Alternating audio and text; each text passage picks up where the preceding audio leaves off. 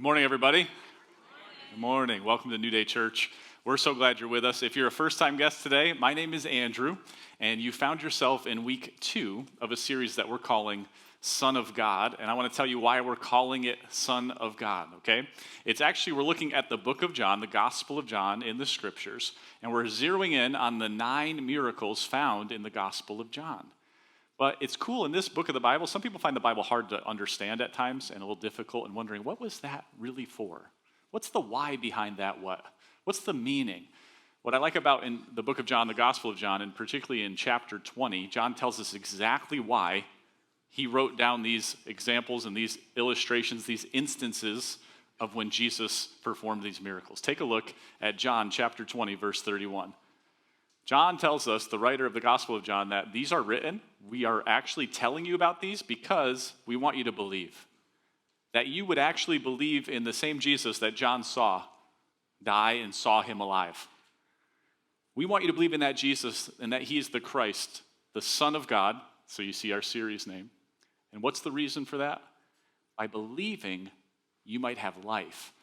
And by that term life, it means eternal life in the name of this Jesus that we believe is the Messiah, the Son of God. So that's the purpose. So each week, what we're doing is looking at a miracle found in the Gospel of John. Last week, Mike took us through the water into wine miracle.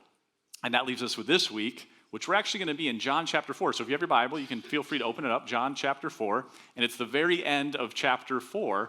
And this week, the miracle is the healing of the royal official's son. The healing of the royal official's son. And we'll get into that verse in just a minute. But before we get into the verse, I actually want to ask you a rhetorical question. And my question for you today is this. Have you ever been desperate? Have you ever been desperate? Now, I'm not talking about for like a date, okay? Some of us went right back to high school, you know? High school was rough, and you're like, yeah, man, I'm going right back to yeah, it was desperate times, man. And I'm not talking about that. I'm not talking about being desperate for a Klondike bar or something like that, and you just need a snack. You got a snack attack, and you just need something real quick. It's a little deeper level of desperation that I want to talk about today. Just a little bit deeper. A couple of weeks ago, Christy and I found ourselves in a desperate parenting situation. Again, if you're new to our church, my wife's name's Christy. We have quite a few children, but one of our children in particular was giving us a run for my money and for our money, and her name is Ruthie. Take a look at Ruthie in case you never met. I hear the ahs. Do not be fooled, people. Do not be fooled. She is a 2-year-old. She's a sweetheart. She is an awe. She is cute. We love her. We're going to keep her. But she is 2, which means terrible 2s, which means we can have our moments with little baby Ruthie. And we love little Ruthie Bell Charko, but she gave us a run for our money a couple weeks back in the middle of the night. She's been sleeping through the night for a long time. She's not an infant. She's 2. All of a sudden, she woke up screaming her head off in the middle of the night, which when you're a parent sleeping, you're already exhausted from all you did in the day. And now you just get this scream to wake you up. You're thinking, what in the world is happening? It comes through a monitor, which why do we even keep those things in our rooms? But anyway, it's like this panic hits you. And so we're expert parents. We knew this for a long time. So we know we send dad first. Dad goes up first. Now, some of you dads, you're not happy to hear that that's expert parenting, but it is. Dad goes up first because I'm not as maternal. And so we don't want to hook into the maternal side because it's going to be even harder to get away. So we're hoping that the dad will solve it and get the baby back to sleep. It was just a fluke. So I head upstairs and I get little Ruthie out of her crib. She's got her little blankie and I'm stroking her hair and I scratch her little arms softly and we're rocking. And it's going pretty well. And so I feel like I got her asleep. So I just kind of gently put her back in the crib. I'm sneaking out. You got that ninja move you got as a parent? I mean, I am like close to a ninja roll, just getting out of there. Close it silently like you're an expert at closing the door quiet and your kids don't know how to do it. It makes you mad. Okay. I'm like tiptoeing down the creaky stairs. Halfway down, I hear the, Daddy. She cries again. So I get back up and I get into the crib and I'm just like, all right, this is just a fluke. Just do it one more time. Get her back down. Get down all the way down the stairs and then she screams again. Now, this time, you're not in your right mind. So I'm back up in the room. I'm turning on the lights. I'm looking for monsters myself. I'm like, there's got to be something in here. There's got to be a ghost. I don't know what's going down. I'm looking for ticks. I'm looking for anything. A mosquito. What is it? I'm trying to figure it out, and I can't solve it. I am trying desperately to get her back to sleep. At this point, it's not working. I run downstairs. It's like the WWE. I jump in the bed. I give a high five to Christy. It's tag team time. You're in. I'm out. Top rope. Whatever you got to do. Christy goes up, using her maternal instinct. She's doing a better job than me. But still, this little child will not go to sleep. We bring her in the bed. We bring her upstairs. At one point, Christy and I are both in the room. The lights are on. We're picking up the sheets. We're checking her whole body for anything that could be wrong. We're looking for a little piece of hair wrapped around her finger. We don't know. I start vacuuming. Why? I don't know. No, I didn't really vacuum. I thought of it. I thought about doing it. But we didn't. In that moment, we were desperate. We were desperate. Remember my question, have you ever been desperate? We finally put her down. She's crying a little bit. We feel like though we can make it out together. We get downstairs in the bed and we look at each other, and my wife, she says, Andrew, we got to pray. We have to pray. I was like, yeah, that's a good idea. I'm a pastor. I probably should have thought of this. So we grab hands. And my wife leads us in a beautiful prayer of desperation. God, please help this baby to sleep. In Jesus' name, amen. And a few moments later, little beautiful Ruthie Bell did fall back asleep for the night. We were about 2 hours in at this point, but finally fell asleep for the night. Parents, you can relate to my story. Desperation has hit you if you've been a parent for more than 2 minutes. It just kind of hits. And though that's desperation, and it's a little funny, but it wasn't as funny to us, trust me. That night, it was not that funny. It's funnier today, but it wasn't funny. But some of you are parents, and you're actually in a more desperate situation with your child, and my heart goes out to you. In fact, friends of ours recently, they got a diagnosis about their little daughter, and they're not even sure what that diagnosis is, but it's creating a problem in their life for sure, and they're desperate. They're desperate for a solution to that. I mean, to get a medical diagnosis in your child, that's a whole nother level, right, of desperation. Some of you are parents here and your kids are out of the house. You don't have to worry about sleeping through the night, but sometimes you don't sleep through the night because you have an adult child and you're desperate for them because you're not sure what's going on in their life. You're concerned they're addicted to something, some substance, some issues going on in their life, and it concerns you so much that they're not crying in a crib, but you're desperate for what you know to be true in their life and how desperate you feel that you can't actually do something. You don't have the control to do it. Some of you aren't a parent. It's not a parenting series, but maybe you're a spouse and you found yourself in your marriage, but you don't know that you'll have the title of spouse much longer because it's desperate. There are trying times right now in this relationship that's supposed to be the best relationship. It's supposed to be the most important relationship. But if you were honest with me today and we had a minute to talk in the foyer, you would say, I'm at the end of my rope. I'm desperate. Some of you, it's your physical health. You've figured out that this is an earthly dwelling. This is an earthly vessel. It's not heaven, and it's been breaking down on you, and you're not sure what to do for this diagnosis you got in, or just the way you feel, and you can't get the answers you're looking for at the doctor, and you find yourself so desperate. Some of you, it's a job you can't find, or it's a death that you've experienced lately, and people are telling you, can you just get over it? And you think, am I ever supposed to get over it? And my answer right now is no, I can't, because I'm so desperate. If you've ever been desperate today, if you find yourself desperate right now when you walked in the door, I got to tell you, I'm not sure there's a better story in Scripture, in all of Scripture, for you to hear other than the story that we find ourselves in today. Remember, it's John, the Gospel of John, chapter 4. At the end of chapter 4, we're going to find this royal official. This royal official has a sick son, and he needs healing for that son. And he is so very desperate. Take a look. Let's read together. It's in your notes, but it's also going to come up on the screens. And keep in mind this question. Have you ever been desperate? And let's read this scripture from the mindset of somebody who's so very desperate for a touch of God in their life. Take a look, John chapter 4, starting in 46. We'll read it together. As he traveled through Galilee, this is actually Jesus. As Jesus traveled through Galilee, he came to Cana, where he had turned the water into wine, the miracle that we talked about last week. There was a government official This version, this translation calls it government official, royal official. This is the gentleman we're going to talk about, and that's important. He's a big shot. He's in a nearby town, Capernaum, by the Sea of Galilee, and his son is very sick. When he heard that Jesus had come from Judea to Galilee, they'd heard about this Jesus. Well, he went, and don't miss this word, he begged.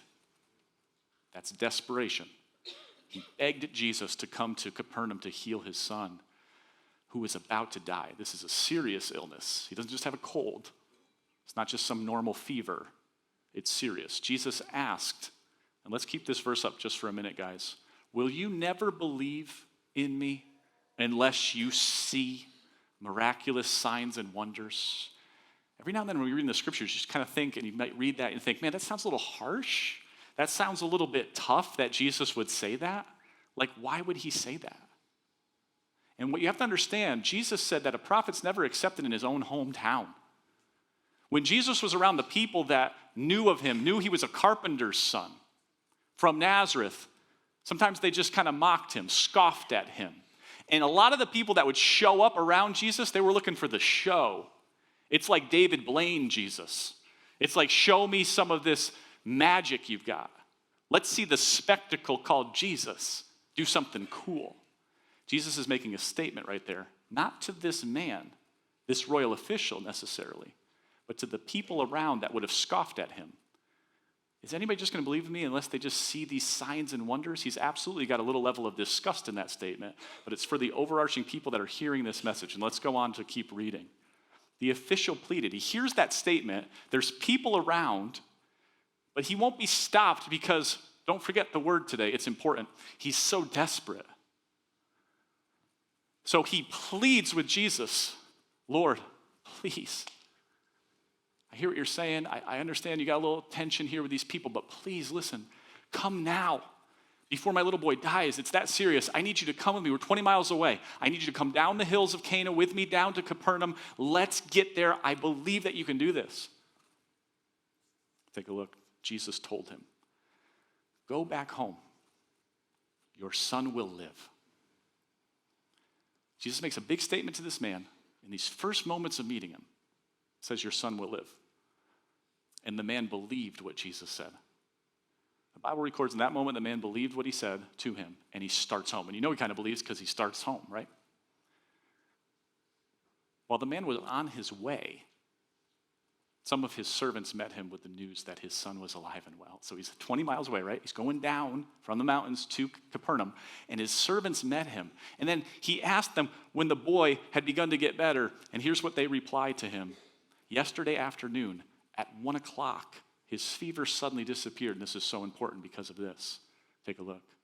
The father realized that 1 o'clock was the very time Jesus had told him, your son will live. And remember the whole reason why John even records all 9 of these miracles.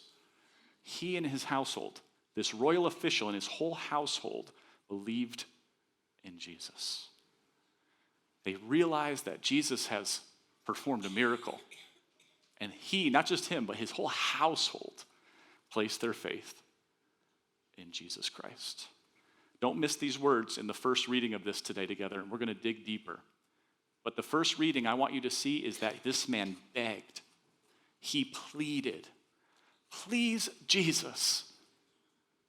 He was so desperate. I want to dive deeper in the passage if you're taking notes with me today. And if you find yourself in particular desperate for something in your life, desperate for God to show up, desperate for a move of God, let's try to figure out from this passage what we do when we're desperate. Here's number 1.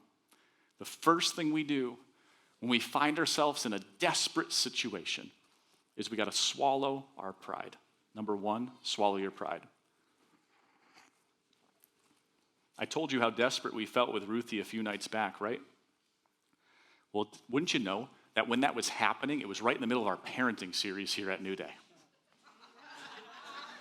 Where I'm supposed to walk up here to the pulpit and tell all of you how awesome of a parent I am and how you should do everything I do. which you're not really supposed to do that, but that's like the sense that you have. It's like, I got to have all the answers. I got to help these people understand what parenting is supposed to look like, the ideal of it. Not only is Ruthie keeping me up every night in that little season, but our other kids were off the wall too. We were having all kinds of our own parenting struggles.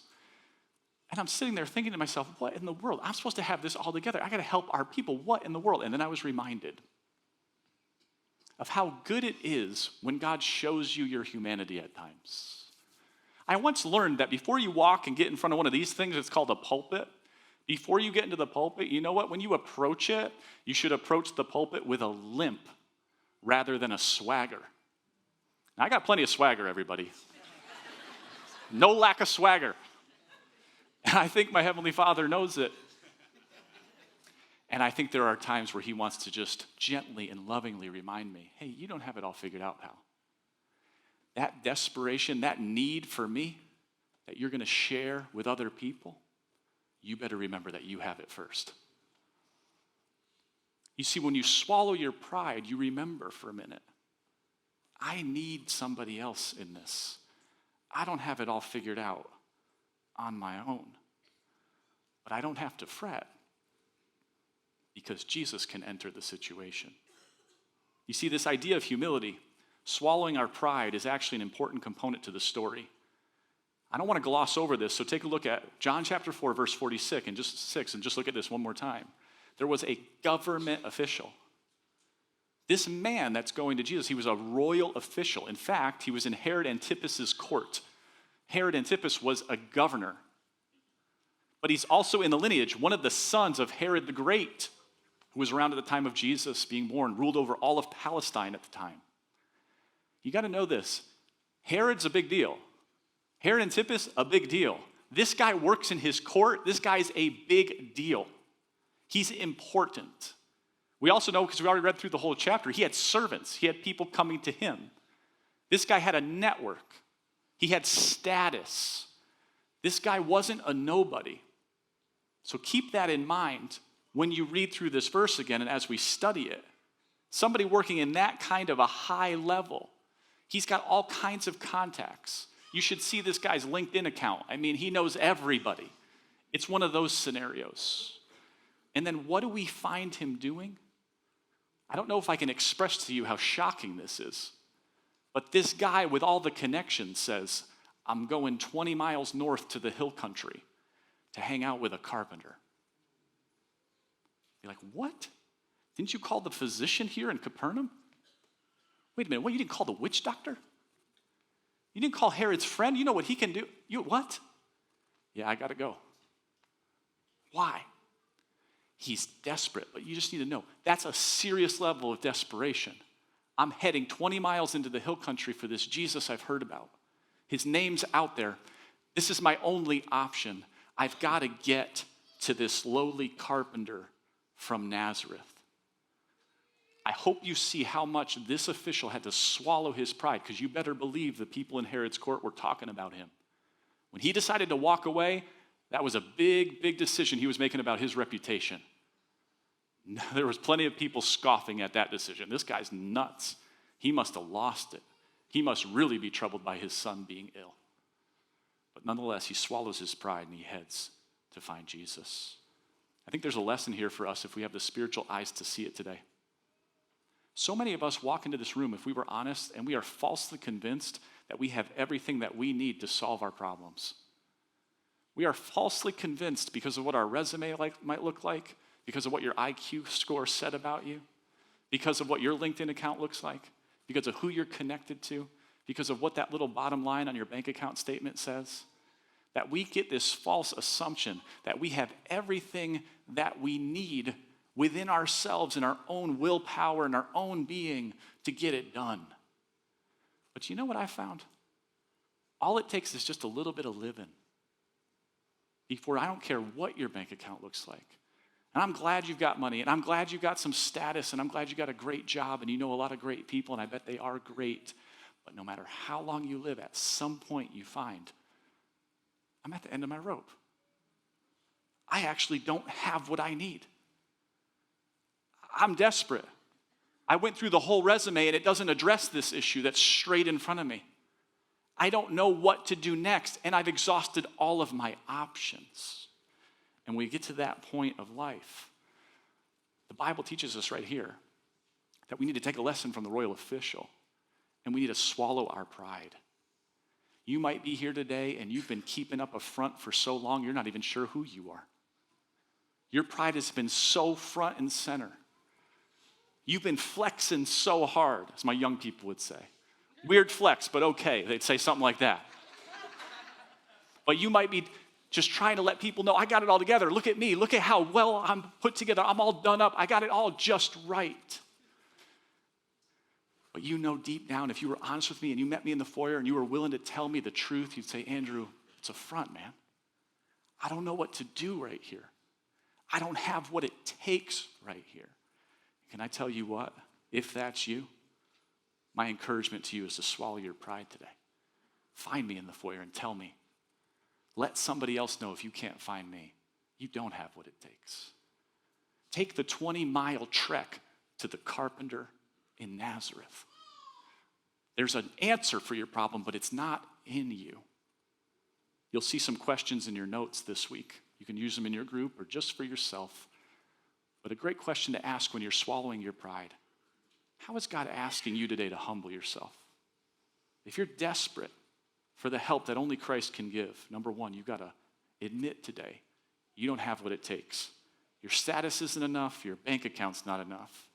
Swallow your pride and find out what the carpenter of Nazareth has for you. That's number one. Humble yourself, swallow your pride. Here's number two if you're taking notes. Number two, you have to examine your faith.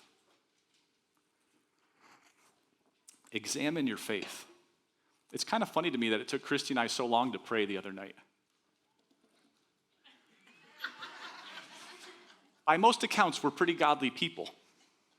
And by pretty godly people, I mean Christy is really, really godly, and I'm married to her, so I get to kind of share in that. So I take advantage of that. We're one thing, okay? But it was kind of funny after that, I thought about it, I'm like, man, why did it take so long? It took us 2 hours to get to that point. And it actually, I don't know that I would have gotten there. Christy got us to that point too. I was like, why? And as I thought about it, I kind of processed a little bit. I had to examine my faith and say, Andrew, why were you thinking that God needed to be the last resort? Why is God only there in that moment of desperation? What is it in you that you were limiting Jesus and the power that he has in that issue in your life? What was keeping you from going to him as the first line of defense, the first line of offense, rather than the last line of defense? He should have been my first resort because I know what God has done in my life. I know all of the ways God has blessed me, how he's been faithful to me, how I've just seen him do things when I never deserved them. If I thought long about it, and if I examined my faith for a minute, I would have known, run to Jesus first. He's the source of all answers to begin with. But alas, it took us a couple hours to get there. I want you to take note again with me of the royal official's faith as we look closer. His faith is a work in progress for sure, and I'm going to try to point that out to you. Take a look at verse 49 again. Look at what he says. He pleads, Lord, please come now before my little boy dies. Come now. If you look closely, there's two mistakes in the faith thinking right here. Come now means you have to be Jesus. You need to be physically present in order to perform a miracle. That's actually an error. We know because we just read the whole thing. Jesus didn't have to be there physically. The second error is this. Not do you not have to be physically. Before my little boy dies, he's assuming that if the boy dies, it's the last. There's no other options. But you and I know, if we've read our Bible for any amount of time, that Jesus is bigger than death. Lazarus died. Jesus rose him from the grave. Jesus rose from the grave. We remember these important components about Jesus. You see, he's got faith. It's starting. But if you examine the man's faith, it's actually a little bit short of where it should be. Oh, he doesn't have to be there physically, dude. You don't know Jesus. Oh, you think death's going to stop him? You just don't know who this guy is. It's early enough in this man's life to give him an out. The royal official, I'm giving this guy props all day. He left all those people that would have mocked him for walking to a carpenter from Nazareth. He hasn't known Jesus that long. He doesn't get the benefit of all the scriptures that you and I get to read. But what about you and I? If you're desperate here today, I want to encourage you, examine your faith. You've got an entire book of the Bible called the Gospel of John that lists these miracles to help encourage you to believe that Jesus, the real Jesus, is just as real today for you. That he wants to perform a miracle in your life and in your situation in the exact same way. And we have the hindsight. We can look to this beautiful thing called the scriptures to help guide us. Hey, can I just encourage you with this too? Not only do you have these beautiful stories, but the stories are happening right around you. Some of you, you live with somebody and you've watched Jesus transform their life. You've watched with your own eyes. It's undoubtedly to you that God has made an impact in them. And you can't say it's got to be Jesus. It's got to be Jesus. Nothing else can explain it. Can I take it one step further? Can I encourage you with this? Many of you are in this room today and you know beyond a shadow of a doubt that Jesus has made such a huge difference in your life. Maybe it's been a while since you examined it. But if you could go back to the root of who you used to be and who Jesus, by his great grace alone, has transformed you to become. You see, when we take a moment to examine our faith, do you know what we find out? We find out that we've been limiting Jesus when all of the evidence around us has been pointing to the contrary. We've been putting limitations on the Most High when everything in our life has pointed to the fact that he cares and he's able. So much transformation. We can approach Jesus and we can't forget that there's nothing too big and there's nothing too small for him. This is for somebody today, and I'm not sure who, but I want you to know, when you're not able, he is always able. You see, some of you are here today and you were thinking, I don't have limits, but God does. And what I'm here to tell you from the story in John chapter 4 is you got to flip that around. Swallow your pride today. You are not able, but guess what? You and I can serve somebody who is. If you're desperate, if you have to swallow your pride today, so be it. If you're desperate, can I encourage you? Examine your faith today. Where are you putting limitations on that carpenter from Nazareth? And number 3, if you're still with me, if you're desperate, you have to believe assuredly. Your fill in the blank is assuredly. Believe assuredly. Right after the royal official gives that last desperate plea, I want you to take a look at what Jesus says to him again. Look closely. Jesus told him, go back home. Remember, his faith says, you got to come with me, Jesus. You got to do this quick because we can't let the boy die. And Jesus says, go back home. Your son will live. I want you to hear what Jesus is really saying. He's saying, I don't have to be there physically to touch your boy. Jesus is saying, you think I'm a magician possibly? You're not really sure who you came out to meet. Your friends made fun of you because you were going to come meet a carpenter from the hills of Cana in Nazareth.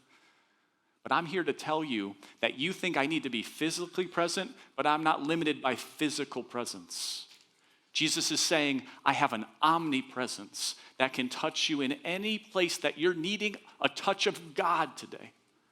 I can do that in and through your life. He's bigger than a magician. Jesus is saying in that moment, in just these little words, I'm the Messiah. I don't know about you, but I feel like something must have happened in the heart of that royal official. I can picture this guy in a royal court. This is his background, and he's looking across, and he finds himself 20 miles away from where he lives, and he's looking at this carpenter named Jesus, and at something Jesus says in that moment, where he says, go, your boy's gonna live. I imagine him looking at him thinking, do I plead again here? Should I beg a little more? Did he miss the desperation in my voice? Hey, should I call some of my entourage and forcefully take Jesus back? He has so many options here, right? But something happens in the presence of Jesus, and he looks him in the eye. And when Jesus says to go, I want you to take a look and see what we read in the scripture. It says the man believed. He didn't plead anymore. He didn't beg anymore. He didn't forcefully take Jesus with him. He believed what Jesus said, and he started home. I imagine that this man surrenders to Jesus in that moment, and he does place his faith in him there. But I also imagine, just because I'm a human, I think he took those steps, and he's got 20 miles to go down to Capernaum, and he's thinking on the way, he's got to be at times like, man, maybe I should have pleaded with him more. I wonder if Jesus really had the power. I wonder what I'm going to find. Is my dead boy going to be there when I get back? And as those steps keep going away from Jesus and you leave his presence, maybe doubt settled in. I don't know. I've experienced doubt. Maybe you have too. And he's walking that road down. And maybe those things that always try to take away the truth of Jesus from our lives is creeping in on him. But then he sees in the distance, these servants run back at him. And we've already read it. And they run back. And he says, what? Your son's well? And he says, tell me when. Tell me the time. You got to tell me the time. And it's 1 p.m. The same time Jesus had spoken the word that I've got it taken care of. In my presence, Jesus says, in my encompassing omnipresence, in everywhere that I can be in your life, in your situation, it's done. It's taken care of. You can have a blessed assurance. And it just overwhelms him. And here's what he says. Take a look, verse 53. Then the father realized that was the very time Jesus had told him, your son will live, and he and his entire household believed in Jesus. In Eugene Peterson's The Message paraphrase of that last verse, you know what he says? I love it. He says, you know what? And in that moment, that clinched it. For that royal official, when that wave of truth hits him that his boy's okay, when the realization that I was not face to face with some carpenter, he wasn't just some magician, it wasn't a trick, that was the Messiah. That was the Jesus who is who he said he was. That's who we've been promised would come to change it all and make all things new. He's so much bigger than even my boy's illness. He's the biggest thing there could be. There was nothing greater I could have stayed back to be part of. I had to go 20 miles north. I had to meet that carpenter because he's not a carpenter. He's the Messiah, the Son of God. I don't know if you are here today and you're desperate for God to show up in your situation. I don't know if you're here and you're at the end of your rope. I don't know if it's your marriage. I don't know if it's your job. I don't know if it's your health. I don't know what it is. I know this. I've been praying for weeks that you wouldn't come here and just meet a preacher, that you wouldn't just walk in these doors and just meet some nice people. My prayer for you this week has been that when you showed up here desperate, that some way in the supernatural, you would have a sense that that carpenter of Nazareth that we talk about is so much more. That he is who he said he was. He's the Messiah, the Son of God, and he cares about your situation. He knows you're desperate, and he knows you can't do it alone, but he wants to be there for you. There's a God who loves you, who paid an ultimate price for you, and he wants you not to wonder any longer. He wants you to examine your faith. He wants you to know what you believe, and he wants you to confidently approach him. It may be a sickness. I don't know what it is. It might be a despair in relationship. I'm not sure, but I know a heavenly Father who is sure and who has made a way for that despair to turn into a blessed assurance that it's in his very capable hands.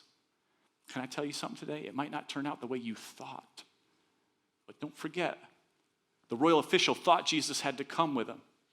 He thought his son couldn't die. Jesus isn't limited by your limitations on him. But he can make a way where there seems to be no way. If you're tired of traveling that road of desperation, one moment in the presence of Jesus can change it all.